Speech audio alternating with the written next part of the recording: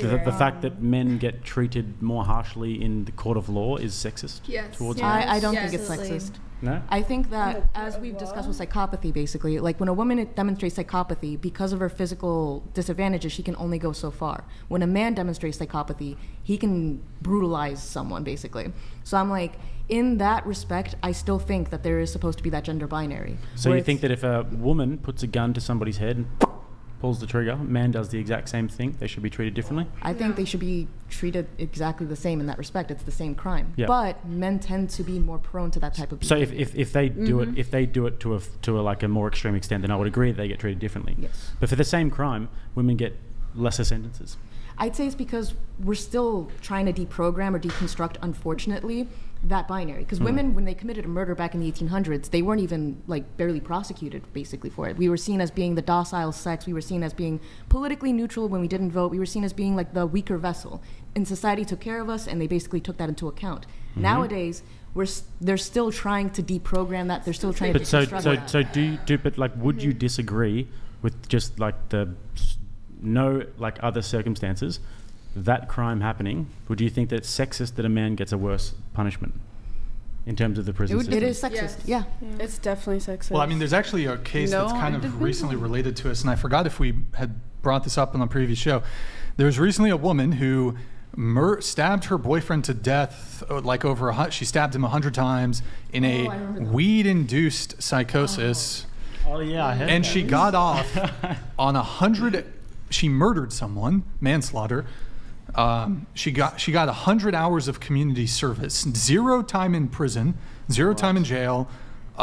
She got probation for 2 or 3 years, and got 100 hours of community service for killing somebody. Imagine if we did that and then we just went after a man because I got high. If you were to reverse the genders, same circumstances. Oh my God, he was in a weed-induced psychosis. Yeah. Bro, that dude's doing years in fucking prison. I think the reason I push back on this one is mostly, what is the end objective then? Do you want men and women to be socially basically punished at the same level? Or Absolutely. Do you want, or do you want men to continue being full of their agency and to basically say women don't have this level of agency? They're going to be basically put back into their quote-unquote place. I think that there are certain like examples of things where if you take another human life, then then in any circumstance that is something that is worthy of a very severe punishment. I don't Gypsy Rose necessarily. She should have never went to jail. I mean, if you wait, I'm not familiar. I heard of her. What was? Can somebody give us like a 10-second recap? She killed her mom. So pretty much her mom kept her like secluded her whole life, put her in a wheelchair, like made up to her and all these doctors saying she had all these diseases, that she was sick, she'd never be able to walk, do this, that, and the third. Turns out Gypsy Rose was like finding out she can walk, she didn't have all these sicknesses.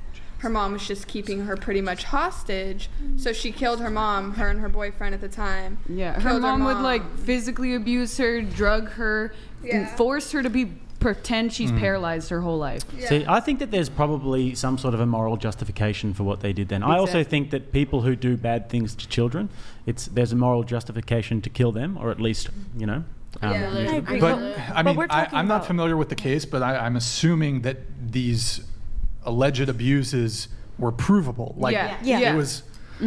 I mean, again, I don't know the court. But that has nothing to do with it. We were talking. Again, like, I agree with all of these points, but I also ultimately say that a point in feminist literature is to make equality so much so that women are also drafted into military conscription. They want to reach this point where we are truly to the front lines, and then get half of the front lines mowed down, bro. Yeah, half our it's population like, is that's gone more because like you're putting those women who can't physically equals equal. There, right? The consequence of that is equal. the consequence of that is if you don't like modern women clamoring for equality, maybe push this is away all it from takes. those issues. It doesn't take strength to pull I see what you mean, but like those are different. Like for example, women being drafted. The reason why that women don't get drafted and shouldn't get drafted is because they're physically inferior to men, or they're physically inferior to men, and that's why. True, yes. Men make better warriors. But I completely agree. But once again, feminism does not account for reality. It wants us to be legally, politically, in every virtue, in every way, the same. But you've got some of them at the moment. But then there's still all of this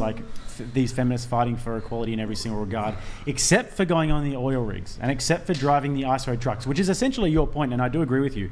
But with the specific case of murder, I think that if you kill someone and you do murder in the first degree, you deserve a very severe punishment. Because I don't see the difference, unless you want to say that women are not as in control of their faculties, which I haven't seen the literature on. No. I do agree that yes, if someone kills someone, it doesn't matter what sex they are, they should receive the same punishment.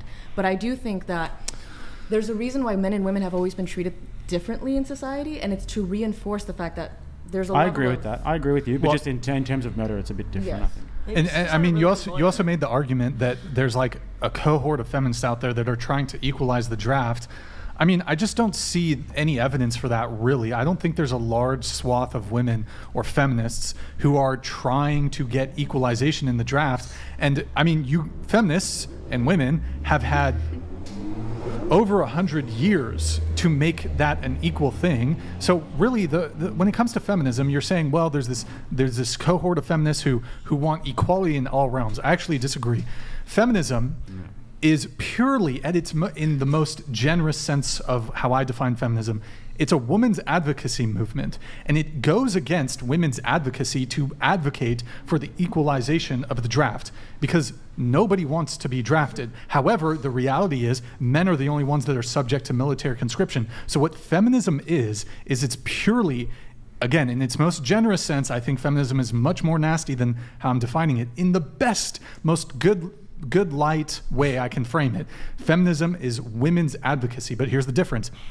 If feminism is not a fight for equality, because if some version of equality comes to the detriment of women and not their benefit, said feminists will not fight for said equality. If you don't stand to benefit in some way by the introduction of some type of equality, aka the equalization of military conscription in the draft, feminists aren't going to fight for it, even though that is the supposed and alleged mission statement of feminism.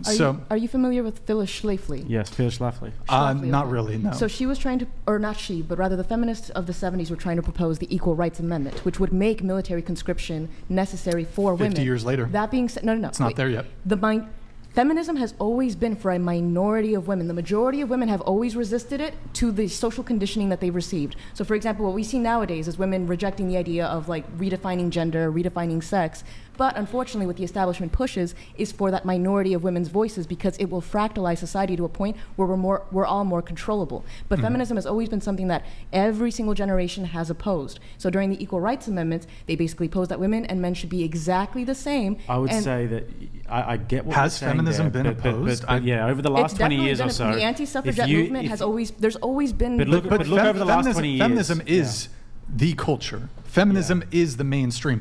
Feminism has its claws in every system and every institution in this country. If you look at the higher education system, if you look at corporations, if you look at governments, if you look at media, if you look at news, if you look at journalism, these are very like feminist influence institutions and systems. And also the podcast that we're on right now is a perfect example of it. And all of the other podcasts that have been sort of in the more manosphere, red pill space, they get demonized to no end because finally some people are actually talking to men in the modern world. And these podcasts get called toxic masculinity and you guys hate women and all that, when really it's just a bunch of men getting together to try and figure out how to sort of navigate the modern dating world. And then you get these podcasts where we come and speak to you guys and we might call you delusional at times, etc. But yeah, so these podcasts are a perfect example of the way that if you dare to question feminism in the modern world, you will get dragged from pillar to post. I completely agree, and the same thing. And the same thing happens to women, where if you question feminism, you're considered anti-woman. That's always been the rhetoric, the tactic that they've used since the dawn of time. And every iteration of feminism that we're acquainted with is the one that came from the generation before, that established it as the mode of academia, of psychiatry, of media, of X, Y, or Z. So that's why it's like in every generation, you basically have to look back to the paleoconservative era where that was the dominant culture and think, okay, well, if they reflect the same mindset that we have nowadays, where we're resisting the new but wanting to basically retain the old, and we have some criticisms of what's currently going on, then maybe then our quote-unquote progress should basically be a return to tradition. Here, let's. I agree with that 100%.